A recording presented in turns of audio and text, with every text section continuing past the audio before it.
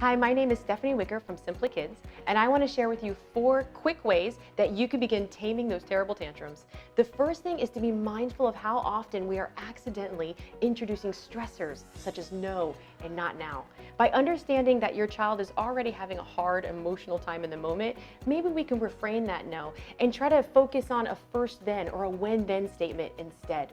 The second thing is to remember that this is a time to remain calm. The more escalated that your child's behavior becomes, the calmer you should become. And I know this is easier said than done, but if you get into the practice of remaining calm and being the self-soother for your child, you're gonna find that they begin to regulate much earlier on and become more resilient much earlier on thanks to you and what you're doing. All right, the third step is to choose one sentence that validates their feelings. That's not lecturing or teaching them. I know that we have this drive to interrupt the behavior and to start correcting it, but I actually want you to do the opposite. I want you to choose one sentence that calms you down and calms them down. My go-to is, I know this is hard. I know this is hard. Okay, so maybe that's not the best sentence for you and your family. You choose what's best. But what you'll find is when you have that one sentence of validation, it keeps you calm and it passes on that message of, I'm here, you're relevant, and I'm gonna wait.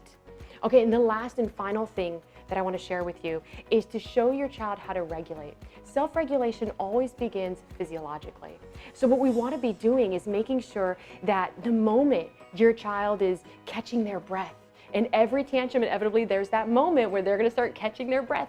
This is the moment to dive in and give them that quick hug, that quick cuddle, and say, I'm here for you. It's okay, I know this is hard, whatever your go-to sentence is. And this is when I want you to start reinforcing that breathing.